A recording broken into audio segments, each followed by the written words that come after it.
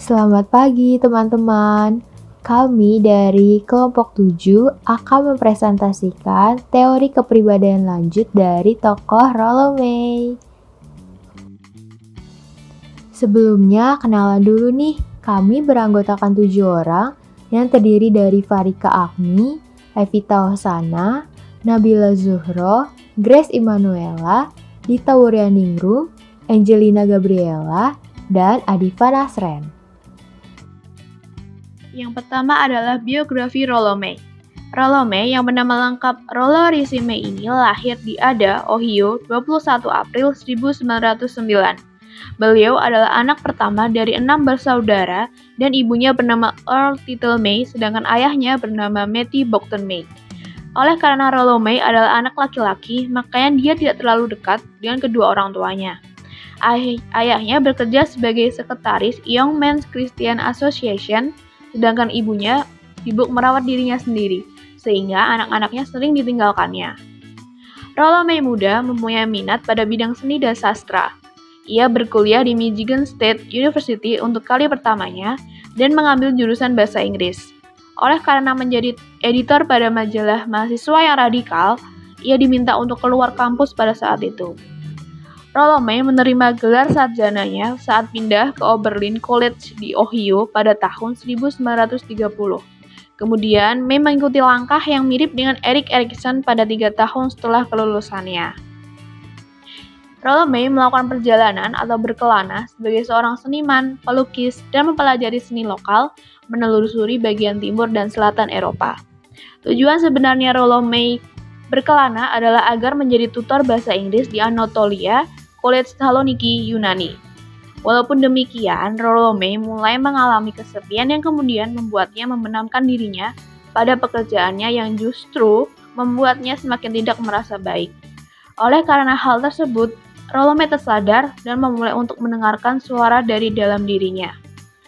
Rollo May mengejar minatnya pada bidang psikologi dengan cara mempelajari psikoanalisis pada William Alanson White Institute of Psychiatry, Psychoanalysis and Psychology, yang kemudian ia juga bekerja sebagai konselor di sana. Ia memulai untuk membuka praktiknya sendiri pada tahun 1946 dan berlanjut bergabung di akademis di William Alanson White Institute. Rollo May mendapatkan gelar PhD-nya dari Columbia University di bidang psikologi klinis. Rollo May mengidap penyakit tuberkulosis pada saat umurnya yang ke-30-an. Ia menulis disertasi Man's Search of Himself, menerbitkan Assistant A New Dimension of Psychiatric and Psychology yang berkolaborasi dengan Ernest Angel dan Henry Allen Berger, serta karya terkenalnya yang berjudul Love and Will. Rollo May adalah representasi gerakan eksistensial yang ada di Amerika. Rollo May meninggal di Tiburon, California pada 22 Oktober 1994 setelah terjadinya penurunan pada kesehatannya. Ia meninggalkan istri ketiganya yang bernama Georgia Lee Miller Johnson Canalis Jungian, serta ketiga anaknya yang bernama Robert, Allegra, dan Caroline yang kembar. Sekarang kita masuk ke bagian teori kepribadian menurut Rollo May. Jadi beliau ini sedikit berbeda dengan tokoh-tokoh lainnya, di mana beliau tidak membagi dengan jelas antara struktur kepribadian dan dinamika kepribadian. Namun, beliau lebih fokus untuk menguraikan teori kepribadian menjadi ke dalam 7 bahasan. Bahasan yang pertama adalah kecemasan. Kecemasan yang dialami manusia muncul saat manusia mulai menyadari kalau keberadaannya atau nilai yang dipercayai terancam hancur atau hilang dan menjadi bukan apa-apa. Kecemasan dapat muncul dari kesadaran atas non-being seseorang atau ancaman dari nilai-nilai yang dianggap penting untuk eksistensi orang tersebut.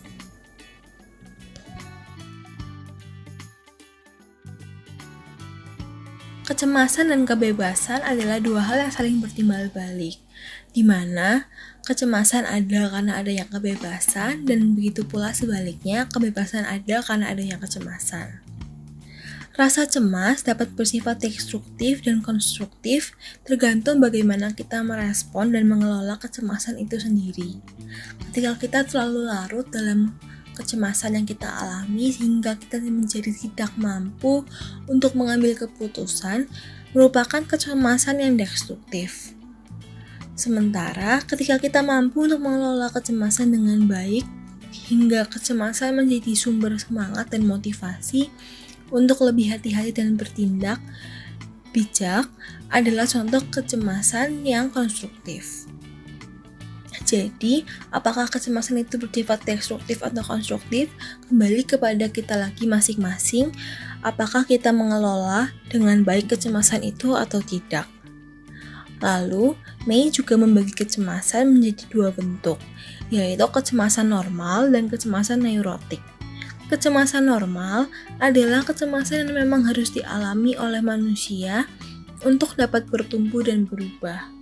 Karena semua pertumbuhan selalu meliputi pelepasan nilai-nilai lama yang dapat menimbulkan kecemasan.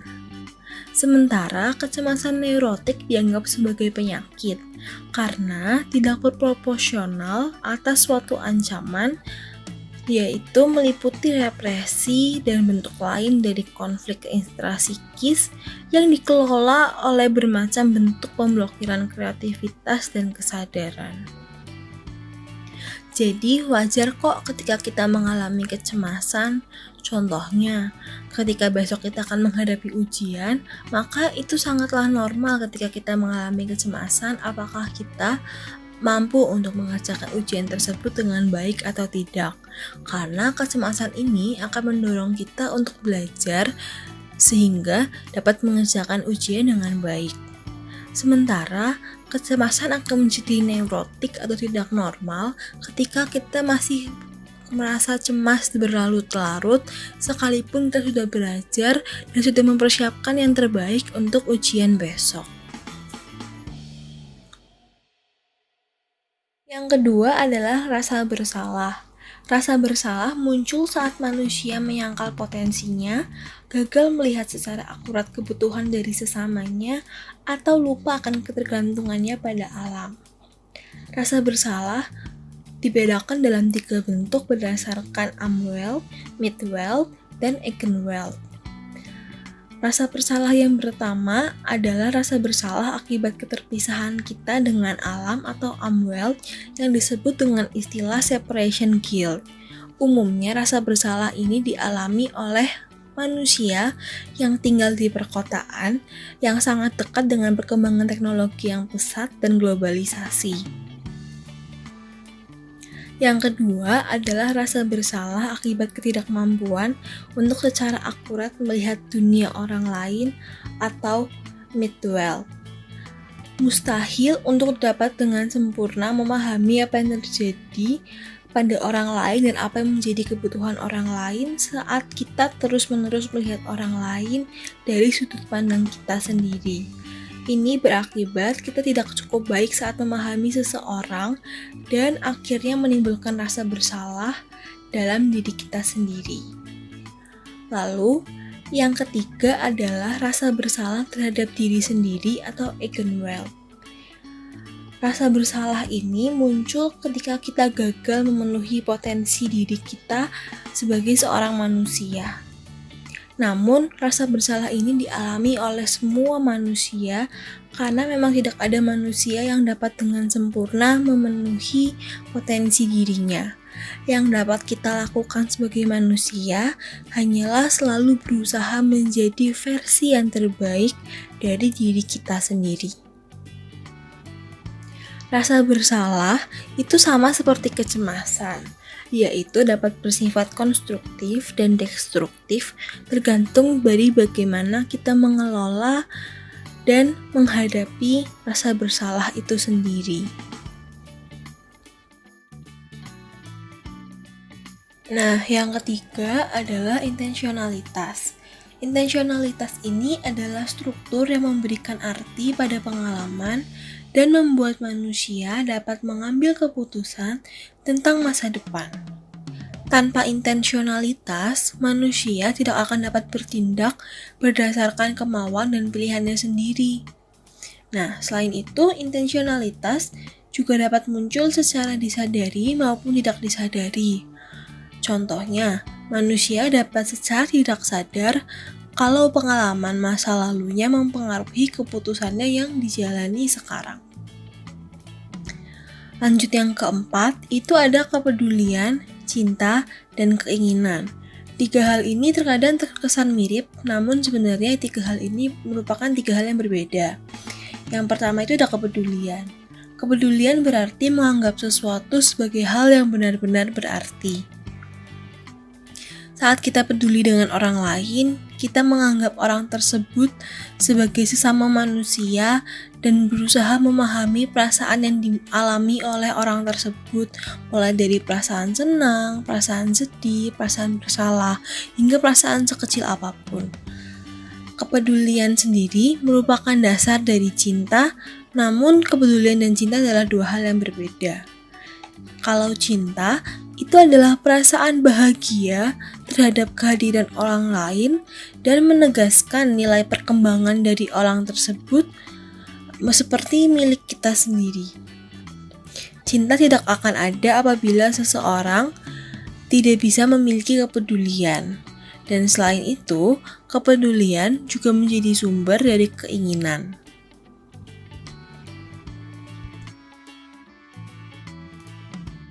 Yang ketiga adalah keinginan. Keinginan merupakan kapasitas untuk mengatur diri sendiri agar pergerakan dalam arah tertentu atau menuju suatu sasaran tertentu dapat terjadi. Keinginan ini membutuhkan kesadaran diri dan membuat seseorang memiliki tujuan untuk melakukan suatu hal. Khusus untuk cinta yang dibahas tadi di poin kedua, jadi kan ada kepedulian, cinta, dan keinginan. Khusus untuk cinta, May membaginya menjadi 4 bentuk cinta, yaitu ada seks, lalu yang kedua ada eros, yang ketiga ada philia, dan yang keempat adalah agape. Kita jelaskan dari seks dulu. Seks adalah aktivitas seksual secara biologis yang dilakukan dalam hubungan. Sementara, kalau eros adalah hasrat psikologis untuk menghasilkan keturunan lewat persatuan dengan pasangan yang dicintai. Seringkali, eros dan seks dianggap sebagai suatu hal yang sama, tetapi keduanya itu sebenarnya sangat berbeda. Seks hanya sekedar pemenuhan kebutuhan biologis belaka, namun eros itu dibangun dengan kepedulian dan kelembutan. Selain itu, eros juga mengharapkan adanya persatuan yang bertahan lama dan juga kebahagiaan dari apa yang dilakukan. Lalu yang ketiga ada philia. Philia ini adalah cinta persahabatan antara 2 orang yang tidak mengandung unsur seksual. Pada umumnya, philia merupakan dasar penting sehingga eros dapat terjadi. Philia membutuhkan waktu yang lama untuk berproses dan bertumbuh, lalu kasih ini juga membutuhkan waktu untuk berkembang dan mengakar. Philia hanya menuntut untuk menerima, mendampingi, dan menikmati kebersamaan yang ada dan menjadi bentuk cinta yang paling sederhana. Sementara yang terakhir adalah agape. Agape sering digambarkan sebagai cinta Tuhan kepada manusia. Kita tahu kan kalau cinta Tuhan kepada manusia itu sangat tidak terbatas dan tanpa syarat. Agape sendiri adalah cinta yang tidak bersyarat dan tidak memperdulikan karakter atau kepribadian orang lain. Jadi selain tidak bersyarat, kita juga menerima seseorang sebagai apa adanya, sebagaimana orang itu sendiri berada. Agape adalah dasar dari cinta philia.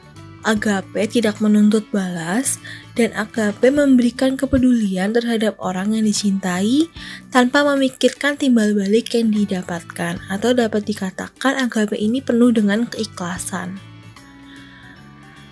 May berpendapat bahwa hubungan yang dewasa akan menggabungkan keempat bentuk cinta dengan seimbang.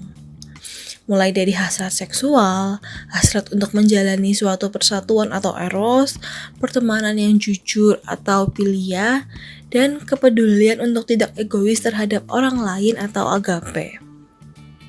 Namun, untuk mewujudkan cinta yang dewasa ini membutuhkan usaha yang sangat besar karena sulit diwujudkan. Cinta yang dewasa ini membutuhkan kelembutan, membutuhkan kemauan untuk mengalah dan tidak berkompetisi. Selain itu juga membutuhkan kemauan untuk menolak diri demi menggabungkan kepentingan orang lain, serta hal-hal positif lainnya seperti kebijakan dalam melakukan sesuatu, kesabaran, kebaikan, serta kemauan untuk memaafkan.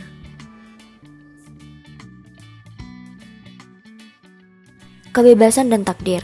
Kebebasan adalah kapasitas seseorang untuk mengetahui bahwa ia adalah orang yang menentukan.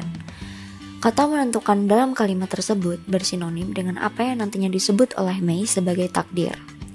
Dengan demikian, kebebasan datang dari pemahaman atas takdir, pemahaman bahwa kematian dapat terjadi kapanpun, bahwa kita adalah pria atau wanita, bahwa kita memiliki kelemahan yang tidak dapat terpisahkan dari diri kita, dan bahwa pengalaman masa kecil membuat kita memiliki suatu pola perilaku tertentu. Bentuk-bentuk kebebasan dibagi menjadi dua. Yang pertama ada kebebasan eksistensial, yang artinya adalah kebebasan untuk bertindak atau kebebasan untuk melakukan. Contohnya seperti saat kita belanja di suatu pasar swalayan dan kita memilih dari ribuan jenis barang, kita memilih apel untuk dibeli.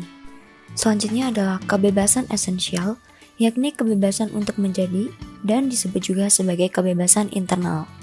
Sebagai contohnya, tahanan atau tawanan di sebuah penampungan sering kali berbicara dengan sangat antusias mengenai kebebasan internal, walaupun mereka sedang merasakan kebebasan eksistensial yang sangat terbatas.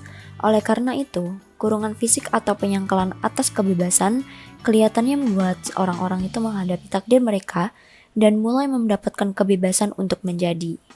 Pada tahun 1981, May bertanya, apakah kita hanya akan mendapatkan kebebasan esensial apabila eksistensi kehidupan kita sehari-hari diganggu?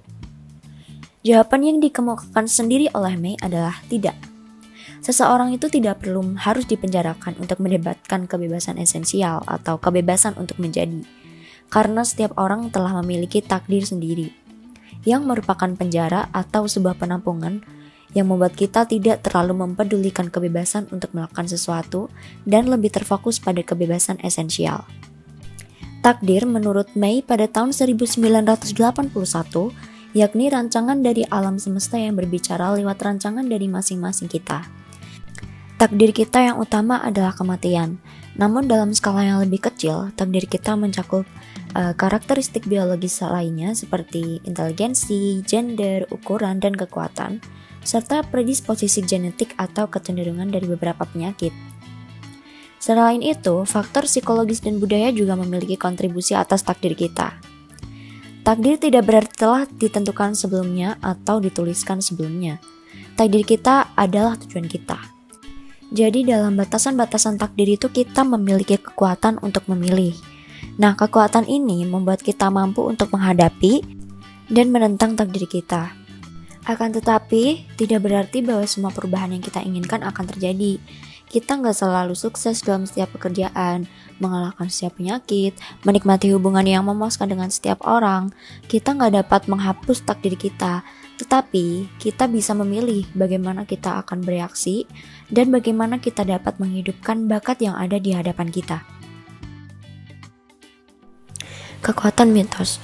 Menurut May, manusia berkomunikasi satu sama lain dalam dua level. Pertama adalah dengan bahasa rasionalisme, dan kedua melalui mitos. Manusia memakai mitos dan simbol untuk melihat lebih jauh daripada situasi sebenarnya yang baru terjadi. Selama bertahun-tahun, May sangat memperhatikan dampak yang kuat dari mitos pada individu dan budaya. May berpendapat bahwa orang yang berada di peradaban barat mempunyai kebutuhan mendesak untuk mitos. Apa maksudnya? Jadi mereka itu kekurangan mitos untuk dipercaya. Sebabnya, mereka pun berpaling pada kultus agama, menjadi ketergantungan pada obat-obatan, dan budaya populer dalam usaha yang sia-sia untuk menemukan arti dalam hidup mereka. Menurut May, mitos itu bukan hal yang salah, melainkan sistem kepercayaan yang disadari dan tidak disadari, yang memberikan penjelasan atas masalah sosial dan pribadi. May membandingkan mitos dengan pilar penyokong yang ada di dalam sebuah rumah. Tidak terlihat dari luar, tetapi bagian itulah yang menyokong keutuhan rumah tersebut dan membuatnya dapat ditinggali. Mitos sebagai pilar penyokong di dalam rumah. Menurut May, mitos adalah cerita-cerita yang menyatukan masyarakat. Sangat penting dalam proses menjaga jiwa kita agar tetap hidup, serta membawa kita pada makna-makna baru di dalam dunia yang sulit dan seringnya tidak berarti. Psikopatologi. Menurut May, sikap apatis atau apathy dan kekosongan atau emptiness merupakan sumber penyakit di zaman modern. Seperti saat manusia menyangkal takdirnya dan meninggalkan mitos-mitos, mereka kehilangan alasan untuk menjadi dan tidak memiliki arah. Tanpa suatu tujuan atau target, manusia menjadi sakit dan mulai terlibat dalam bermacam perilaku yang menghancurkan dan merugikan diri sendiri. Psikopatologi terjadi karena kurangnya komunikasi. Menurut May, psikopatologi sebagai kurangnya komunikasi atau ketidakmampuan untuk mengetahui orang lain dan untuk membagi diri kita dengan mereka. Orang yang terganggu secara psikologis menyangkal takdir mereka, sehingga mereka kehilangan kebebasannya. Mereka mengembangkan gejala-gejala neurotik, tidak untuk mendapatkan kebebasan, tetapi untuk melepaskannya. Gejala-gejala neurotik tersebut dapat bersifat sementara, seperti ketika stres menghasilkan rasa sakit kepala, atau seperti masa kecil kita yang mengakibatkan sikap apatis dan kekosongan. Perkembangan kepribadian psikologi eksistensial. Yang pertama, ada tahap kepolosan. Tahap ini terjadi pada seorang bayi. Tahap ini disebut juga sebagai tahap prakesadaran diri atau tahap pramoral, yaitu tahap sebelum terbentuknya kesadaran diri pada bayi. Tindakan yang dilakukan oleh bayi hanya berdasarkan hasrat yang sesuai dengan kebutuhannya. Tindakan-tindakan ini tidak bisa dianggap baik maupun jelek. Yang kedua, ada tahap pemberontakan. Tahap pemberontakan terjadi pada usia anak-anak dan remaja. Tahap pemberontakan merupakan tahap di mana kesadaran diri pada anak mulai berkembang ke arah pemberontakan dengan orang dewasa. Tahap ini identik memperlihatkan permusuhan dan pemberontakan dalam usaha membangun inner strength. Anak mulai mencoba menjadi bebas untuk mewujudkan keinginannya sendiri, namun tidak memahami tanggung jawab yang ada pada kebebasan tersebut. Yang ketiga, ada tahap awam. Rollo May menyebut tahap awam sebagai tahap kesadaran diri yang wajar, di mana individu mulai mampu mengendalikan egonya, seperti berani mengakui segala kesalahan-kesalahan dan prasangka yang dibuatnya, menjadikan kecemasan dan kesalahannya sebagai bahan evaluasi diri, dan mempertanggungjawabkan segala keputusan diambil. Nah, dari tahap ini, kita dapat menilai apakah seseorang memiliki kepribadian yang sehat atau tidak. Tahap awam ini terjadi saat seseorang memasuki usia dewasa awal dan normal terjadi di sepanjang usia dewasa. Tahap yang terakhir yaitu tahap kreatif. Dari keempat tahap di atas, tahap kreatif merupakan tahap yang dimana tidak semua orang dapat mencapainya. Tahap kreatif disebut juga sebagai tahap eksistensialisme otentik.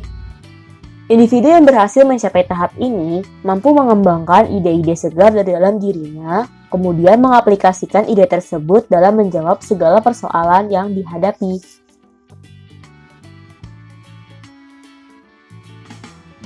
Selanjutnya adalah teknik terapeutik psikologi eksistensial Rollo May. Teknik terapeutik yang dihasilkan adalah psikoterapi. May menolak gagasan bahwa psikoterapi harus menghilangkan kecemasan dan perasaan bersalah. Tetapi May lebih menekankan bahwa psikoterapi ini seharusnya membuat manusia menjadi manusiawi. Maksudnya adalah membantu mereka supaya dapat memperluas kesadaran mereka agar dapat berada di posisi yang jauh lebih baik untuk membuat keputusan. Keputusan itulah yang nantinya akan membawa mereka pada pertumbuhan yang bersamaan dengan kebebasan dan rasa tanggung jawab. Menurut Mike, psikoterapi bertujuan untuk membebaskan manusia. Gejala neurotik dapat hilang apabila seseorang melakukan terapi. Namun, menurut Mike, psikoterapi harus lebih berfokus untuk membantu mereka agar dapat mengalami eksistensi mereka. Dalam menolong pasien, terapis harus membangun hubungan saya-Anda, yang artinya keduanya bukan objek, melainkan subjek. Dalam hubungan ini, terapis memiliki empati atas pengalaman pasien dan terbuka atas dunia subjektif pasien. Tugas terapis di sini adalah sebagai pengarah, teman, dan penerjemah untuk mereka yang sedang dalam perjalanan melalui neraka privat mereka dan tempat untuk mensucikan diri. Di sini, terapis menolong pasien untuk dapat mencapai titik di mana mereka dapat memutuskan untuk tetap menjadi korban atau lepas dari kondisi tersebut, dan menjelajahi tempat suci dengan harapan dapat merasakan sedikit rasa surga. Oke, sekarang masuk ke pembahasan terakhir, yaitu riset terkini. Sebelumnya, teori eksistensial Rollo-May itu sangat berpengaruh sebagai metode psikoterapi, tapi Rollo-May sendiri itu tidak menghasilkan secara langsung penelitian-penelitian empirisnya, dikarenakan May melontarkan argumen bahwa ilmu pengetahuan modern tuh terlalu rasional dan terlalu objektif. Menurut May, psikoterapi itu bertujuan untuk membebaskan manusia dari hal yang tidak menyenangkan. Salah satunya itu kecemasan. Nah, ada satu tokoh nih yang menginspirasi Rollo-May, yaitu Daniel B. Pitchford. Nah, Daniel B. Pitchford itu bekerja di bidang psikologi. Ia membaca karya-karya May tentang kecemasan, eksistensialisme, keinginan, kegembiraan, di sini dan saat ini, serta kebebasan. Nah, filosofi hidup Rollo-May ini sudah menginspirasi Pitchford untuk hidup lebih otentik. Pitchford terinspirasi oleh hasrat yang dibagikan May, yaitu cinta dan hormat dalam hubungan manusia lain dengan menghormati keberadaan dan pengalaman dunia mereka saat ini. Nah, selanjutnya tuh Pitchford menulis jurnal mengenai An Influence on Trauma Treatment. Jadi sebelum ia membangun terapi eksistensial ini, si Pitchford itu mengalami pengalaman yang tidak menyenangkan gitu. Jadi ia tuh kehilangan ayah dan pamannya, di mana tuh ayah dan pamannya tuh bunuh diri dikarenakan mengalami gangguan stres pasca trauma. Nah, ayah dan pamannya itu merupakan seorang veteran, yang dimana setelah mereka tuh pulang dari tugasnya, mereka tuh merasakan cemas, dihantui oleh kenangan-kenangan perang yang mengerikan, rasa bersalah, dan hal itulah yang menyebabkan mereka bunuh diri. Nah, di sini tuh Pitchford melihat bahwa trauma itu menyebabkan orang menghadapi pengalaman horor atau menyangkal dan mencoba bertahan dengan luka tak terlihat. Selanjutnya tuh terapi yang digunakan oleh Pitchford ialah terapi kelompok atau kelompok interpersonal. Jadi fungsinya kelompok ini tuh sebagai alat untuk membimbing individu yang terkena stres traumatis untuk memahami siapa mereka di dunia saat ini. Hal ini dilakukan dengan dukungan, dorongan, dan bimbingan. Nah, sesi dalam kelompok ini tuh didasarkan bagaimana oleh May, yang dimana ia percaya bahwa tujuan keseluruhan terapi dan bekerja dengan orang-orang yang terkena trauma atau kecemasan yang melumpuhkan adalah untuk membebaskan mereka. Oke, jadi sekarang ada studi kasusnya. Jadi ada seorang veteran Vietnam ini datang ke Pitchford untuk melakukan terapi. Nah, seseorang veteran Vietnam ini mengalami kejadian secara langsung, di mana tuh ia tuh melihat bahwa orang-orang yang tidak bersalah itu disiksa, menderita, dibunuh ketika perang itu terjadi. Bahkan pada waktu itu juga ia memegang temannya dan berkata, "Dipelukan saya saat dia berdarah sampai mati." Jadi dia tuh memeluk temannya sampai temannya tuh meninggal gitu. Selanjutnya, ketika si seorang veteran Vietnam itu kembali ke Amerika, ia tuh disambut dengan penerimaan orang Amerika yang meludahinya, tidak mengakui dia, dan menuduhnya melakukan pembunuhan. Dia menghindari hubungan dengan wanita dan menjadi semakin termakan oleh minuman beralkohol dan mengisolasi diri dari orang lain. Nah, setelah veteran Vietnam itu datang ke Pitchfork, dia menjalani terapi kelompok, yang dimana tuh ia mendengar cerita, harapan, pengalaman dunia saat ini dari veteran-veteran lainnya. Ia tidak bisa menahan air matanya ketika mendengarkan pengalaman hidup veteran lainnya, seperti bertahun-tahun berada di jalanan, dia merasa sendirian, ditolak, disiksa, dan ditinggalkan. Nah, kisah-kisah itu dibagikan oleh veteran lainnya sehingga mengguncang pandangan dunia veteran Vietnam ini bahwa ia tidak sendirian gitu. Jadi veteran itu mulai berhubungan kembali dengan dirinya sendiri, dengan rekan-rekannya, dan akhirnya dengan dunia yang tidak pernah sepenuhnya menerimanya. Dia belajar bahwa dia masih memiliki kapasitas untuk mencintai dirinya sendiri dan orang lain dan melayani veteran lainnya. Ini membantunya untuk melihat bahwa ia masih memiliki kemampuan untuk bekerja di bidang yang ia sukai, yang ia pikir tidak akan mungkin terjadi. Pengaruh May terhadap pekerjaan Pitchfork, ia memanfaatkan eksistensialisme telah memberikan dia pelajaran penting. Cara memahami seseorang adalah melalui hubungan. Dalam terapi dan hubungan, orang perlu dihargai apa adanya dan dari mana asalnya. Seperti para veteran Vietnam dalam pekerjaan Pitchfork, mereka benar-benar merupakan produk dari stigma, pengabaian, kecemasan, dan penolakan sosial. Kecemasan adalah guru terbaik kita dan tanpanya itu tidak ada kehidupan.